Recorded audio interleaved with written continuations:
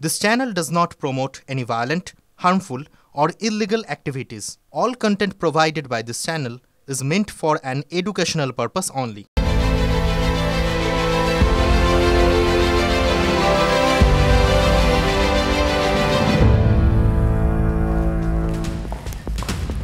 নমস্কার, ঠিক রাত ৮টায় আপনার সামনে ঠোঁটকাটা হাজির, আপনার ভাষা আপনার মুড সকলের সামনে আনতে।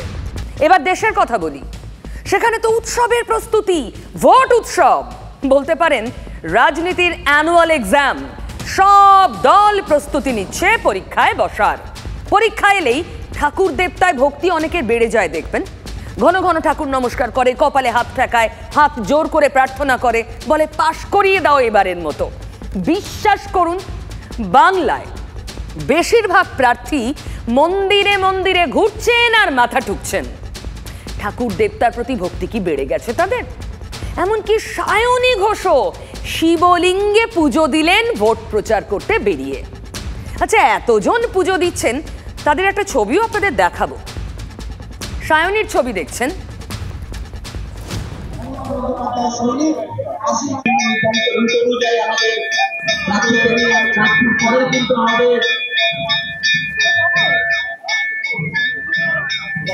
দেখুন, অনেক প্রার্থী পুজো দিচ্ছেন, মন্দিরে যাচ্ছেন, খোল বাজাচ্ছেন, করতাল বাজাচ্ছেন, কিন্তু সায়নীর শিবলিঙ্গে পুজো ভোটের বাজারে বিশেষ তাৎপর্যপূর্ণ কেন বলুন তো?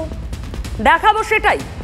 ভোট, রাজনীতি কত কিছুই না করায়, দিনকে রাত, রাতকে দিন বানিয়ে দেয়। যাদবপুরের তৃণমূল প্রার্থী সায়নী ঘোষের কথাই ধরুন। অভিনেত্রী সায়নী ছিলেন মমতা বন্দ্যোপাধ্যায়ের বিরুদ্ধে সরব। এখন তিনি যুব তৃণমূলের রাজ্য সভাপতি, যাদবপুরের তৃণমূল প্রার্থী। কেন্দ্রীয় সরকারের বিরুদ্ধে বাংলার মানুষ লড়াই করছে। সেখানে the fight is directly between দিদি অ্যান্ড মোদি। এবং পশ্চিমবঙ্গে মোদির গ্যারেন্টি বলে কিছু নেই। যদি মানুষের কোনো ভরসা থাকে তাহলে সেটা হচ্ছে দিদির গ্যারেন্টি। 2021 জানুয়ারিতে সায়নীর 6 বছর আগের একটি সোশ্যাল মিডিয়া পোস্ট দেখিয়ে বিজেপি নেতা, প্রাক্তন রাজ্যপাল তথাগত রায় রবীন্দ্র সরোবর থানায় ধর্মীয় ভাবাবেগে আঘাতের অভিযোগ দায়ের করেন। তার কিছুদিন পরেই ঘোর তৃণমূল বিরোধী সায়নী তৃণমূলে যোগ দেন। 2021 ভোটে প্রার্থীও হয়ে যান সায়নী ঘোষ। শিবলিঙ্গ সংক্রান্ত সেই পোস্টের ক্যাপশন ছিল বুলাদির শিবরাত্রি।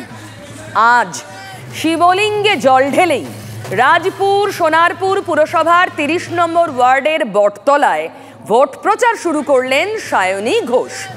এর আগে যাদবপুরের তৃণমূল সাংসদ ছিলেন কবির সুমন, সুগত বসু, মিমি চক্রবর্তী। তাদের দেখা পাওয়া যায়নি। তাহলে কোন ভরসায় মানুষ তাকে ভোট দেবেন? এক সাংবাদিক সাহস করে প্রশ্নটা করেন সায়নীকে। সায়নী কিন্তু আগের এমপিদের আড়াল করার কোনো চেষ্টাই করলেন না। শুনুন। আপনাকে মানুষ ভোট কেন দেবে? মানে এর আগে যে তিনবার সংসদ ছিলেন, সেভাবে এলাকার বাসিন্দারা পাননি। কাকে পাওয়া যায়নি, কি হয়নি না হয়নি, সেটা that is not my look out. তবে সায়নী ঘোষ 3 বছর ধরে মাটি কামড়ে রাজনীতি করছে। যাদবপুরের মানুষের এইটুকু ভরসা রয়েছে যে সায়নী ঘোষকে তারা 24 ঘন্টা তাদের পাশে পাবে। সায়নী ঠিক কি বললেন ধরতে পারলেন? দেখুন, শিবলিঙ্গে জল ঢেলে প্রচার শুরু করলেন সায়নী। সুযোগ ছাড়েননি বিজেপির প্রার্থী অনির্বাণ গঙ্গোপাধ্যায়। দয়া করে বলবো যে যাকে এই ধরনের দেবাদিদেবকে কুরুচিকর মন্তব্য করেছেন, আপনি দয়া করে শিবের মন্দিরে ঢুকবেন না, যাবেন না। ওই আপনি ঢুকলেই আরও অপবিত্র হবে এবং অপমানিত হচ্ছে।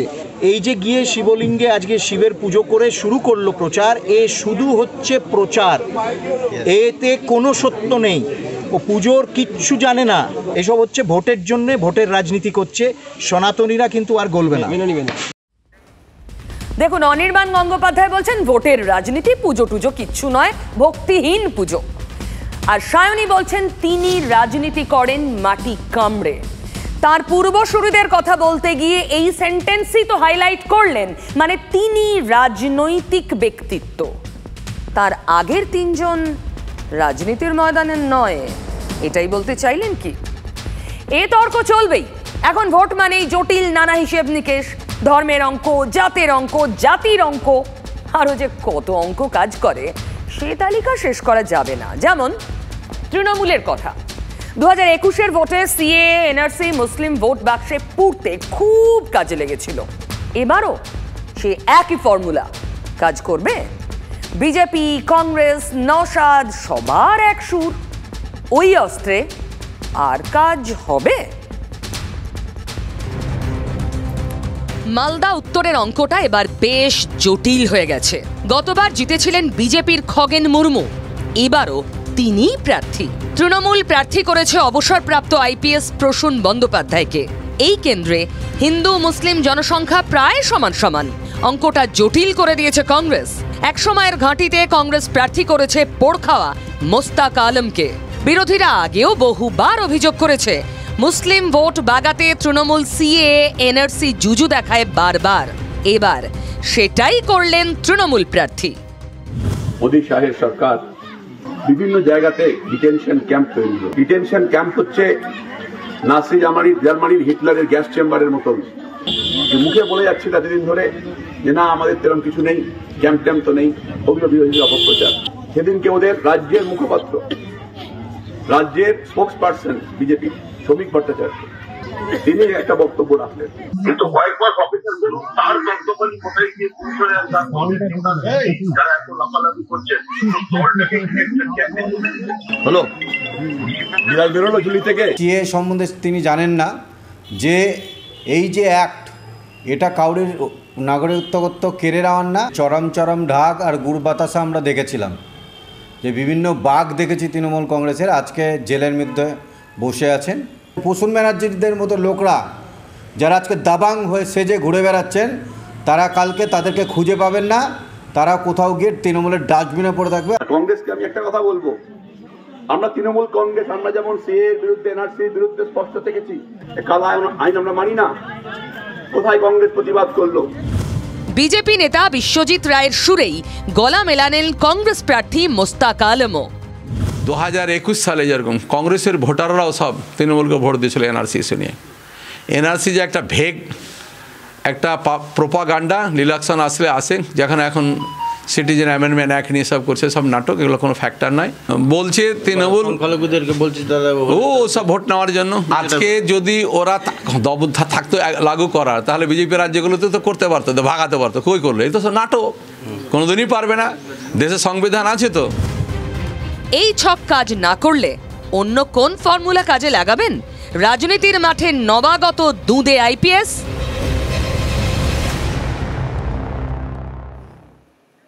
রাজনীতিতে কত রকমের টেনশন, তাই না? আসলে ঘূর্ণি পিচে যখন বল ঘোরে টেনশন তো হবেই। যেমন ধরুন বহরমপুরের ঘূর্ণি পিচ। নিয়ম করে প্রতিটি প্রচার সভায় ইউসুফ পাঠানের মুখে তো একটাই কথা, ওই যে খেলা হবে। আজও বলেছেন। দলের কর্মী সভা ছিল কান্দির হ্যালিফ্যাক্স ময়দানে। সেখানে উপস্থিত ছিলেন জেলা তৃণমূল সভাপতি অপূর্ব সরকার আর ব্লক সভাপতিরা, এবং ভীষণভাবে উপস্থিতি জানান দিলেন হুমায়ুন কবির। বলতে গেলে একেবারে হিসেব কষে বলেই দিলেন জিতছেন ইউসুফ পাঠানি। বললেন হুমায়ুন, যিনি হারাবেন বলেছিলেন 3 দিন আগে।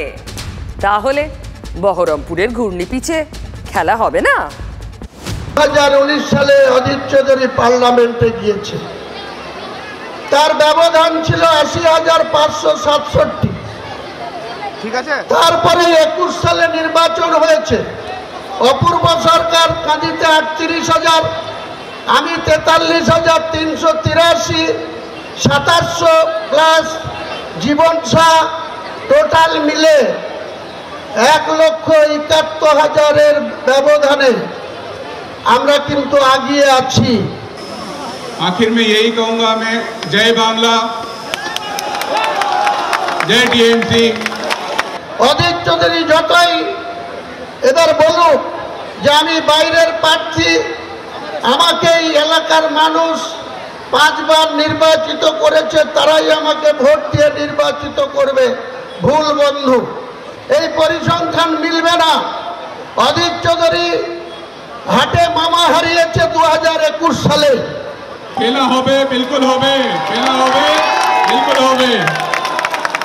2024-এর নির্বাচনে 4 জুন যেদিন রেজাল্ট হবে, অতি চালাকের গলায় দড়ির পরিণত অধীর চৌধুরীর জন্য অপেক্ষা করছে।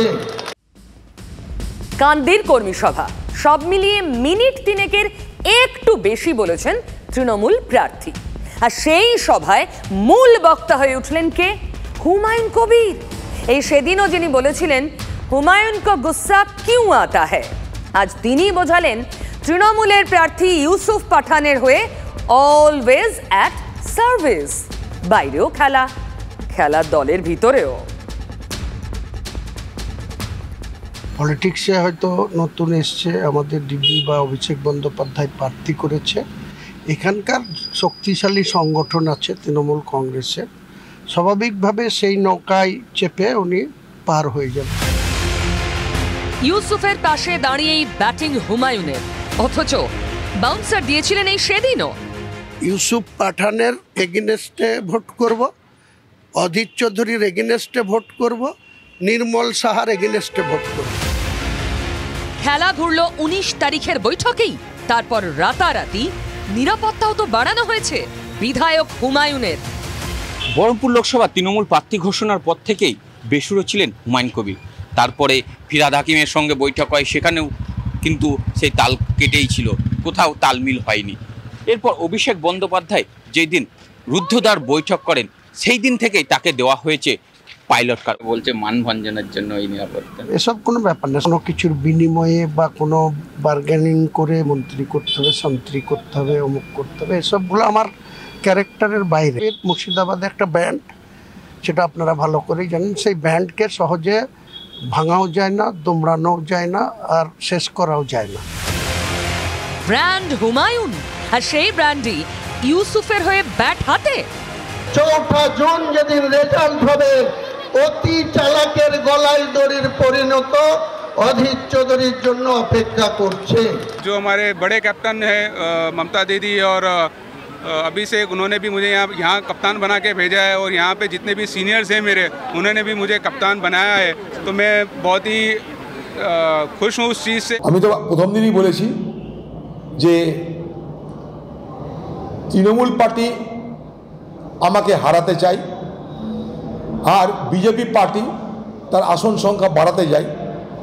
এখানে বিজেপি পার্টির দুটো প্রার্থী। আবার তৃণমূলকে চ্যালেঞ্জ করার মধ্যে দিয়ে তিনি প্রমাণ করছেন এখানে তার কাজই হচ্ছে বিজেপিকে অক্সিজেন যোগানো। যারা বহিরাগত তত্ত্বের উপরে দাঁড়িয়ে 2021 সালে বিভাজনের রাজনীতি করেছিল, তারা ইউসুফ পাঠানকে দাঁড় করেছে। তাই কংগ্রেসের কোনো অস্তিত্ব নেই।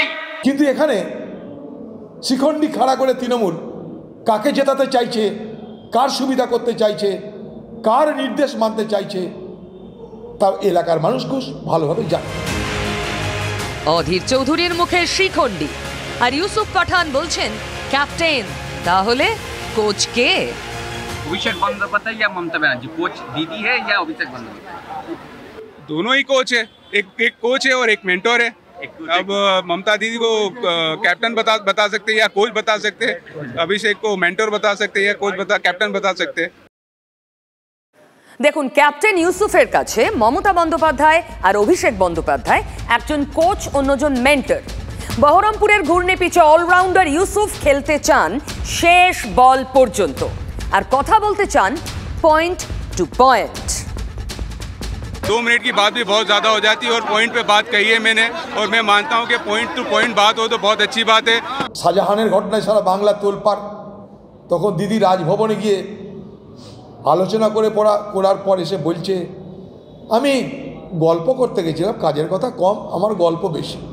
তাই কী সেই গল্প হয়েছে তা অল্প অল্প করে মানুষের কাছে স্পষ্ট হচ্ছে। আমরা চাই যে খোকাবাবু এসে লড়ুক।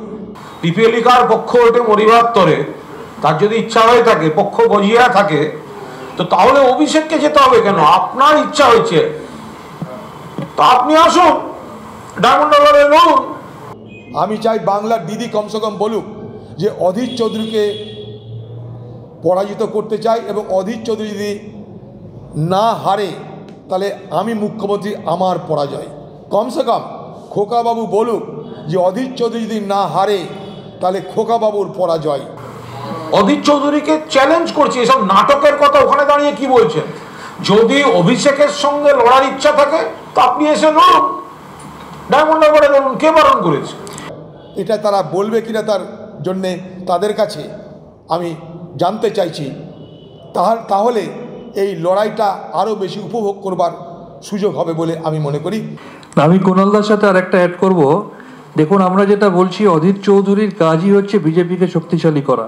তিনি কখনো বলছেন মমতা ব্যানার্জি পারলে আপনি আসুন বহরমপুরে লড়ুন, তিনি কখনো বলছেন অভিষেক ব্যানার্জি পারলে আসুন বহরমপুরে লড়ুন, কিন্তু তার মুখে কি একবারও শুনেছেন যে নরেন্দ্র মোদী আপনি আসুন পারলে বহরমপুরে লড়ুন?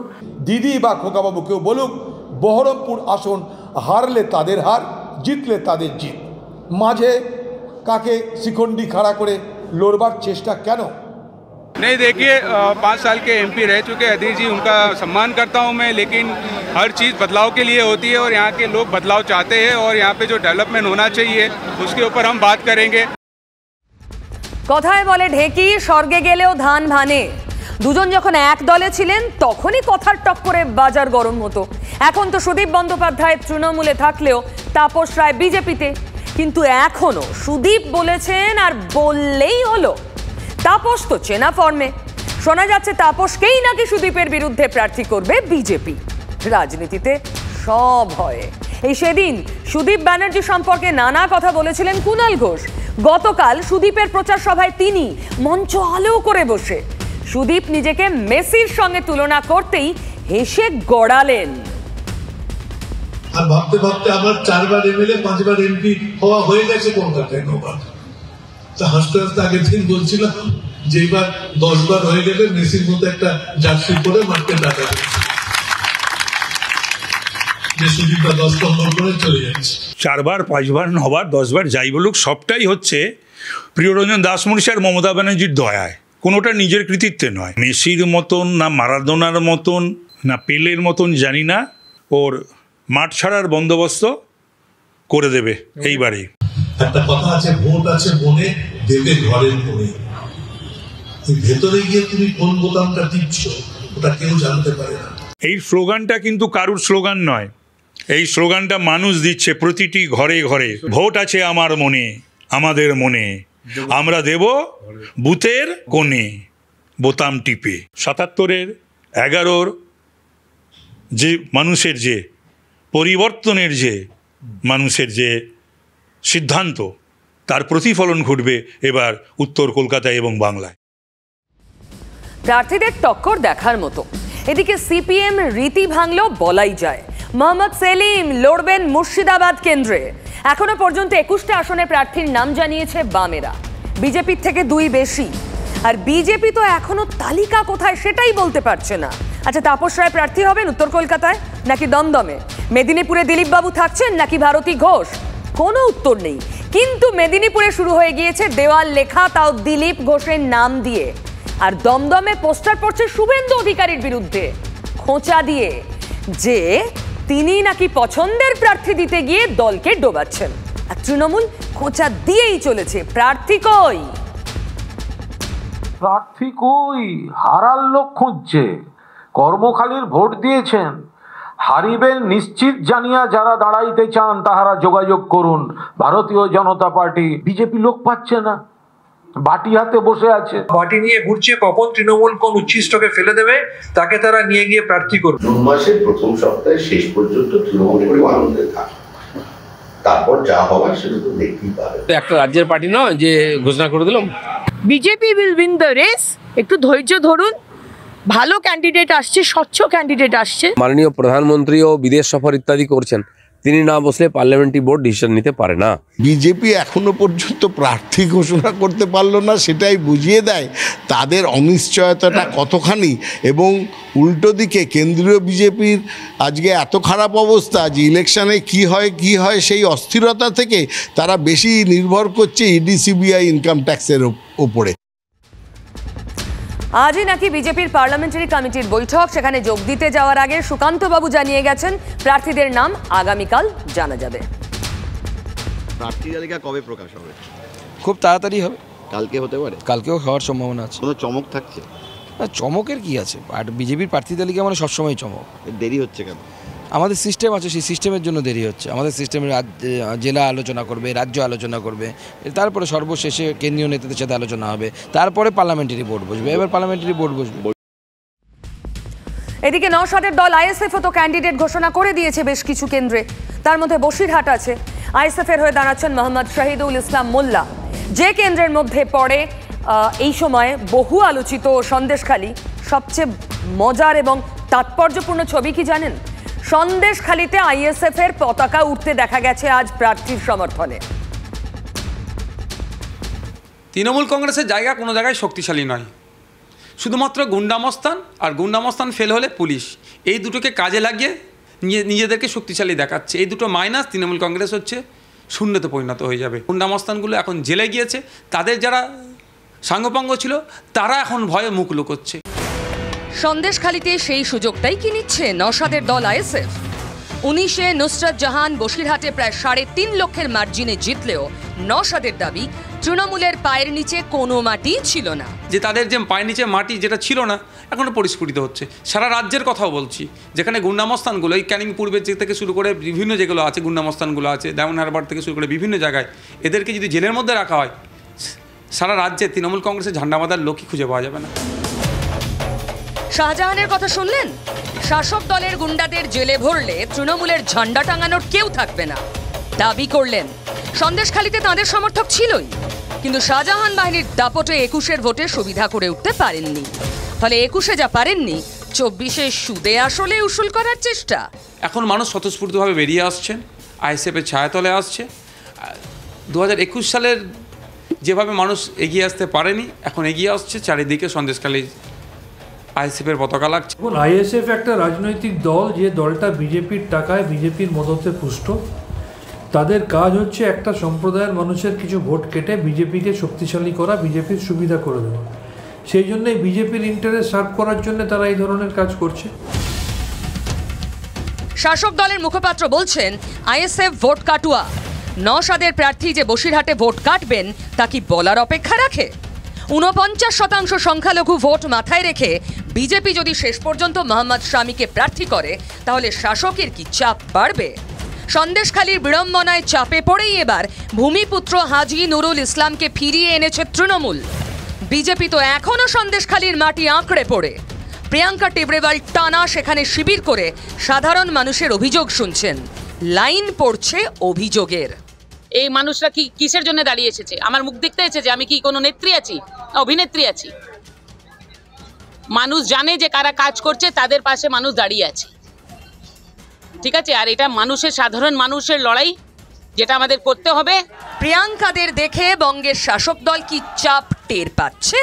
বসিরহাট তো বাংলার বাইরে নয়, সারা বাংলার মানুষ যেমন জানে যে উন্নয়ন যদি কেউ করেন তিনি মমতা ব্যানার্জি করেছেন, এবং সারা বাংলার মানুষ এটাও জানেন যে বাংলাকে যদি কেউ বঞ্চনা করে থাকে সেটা কেন্দ্রের শাসক দল করেছে। সেই কারণে বসিরহাটের মানুষ প্রত্যেকবারের মতো এবারও আরও দ্বিগুণভাবে মমতা বন্দ্যোপাধ্যায়ের সাথেই থাকবে। সামাজিক মানুষ, স্বচ্ছ মানুষকে আমরা দিয়েছি। বসিরহাটের ভোটাররা সর্বোচ্চ ভোট আইএসএফের পক্ষে আসবে। বসিরহাট থেকে জনপ্রতিনিধি করে পার্লামেন্টের মধ্যে জনগণের জনপ্রতিনিধি পাঠাবে।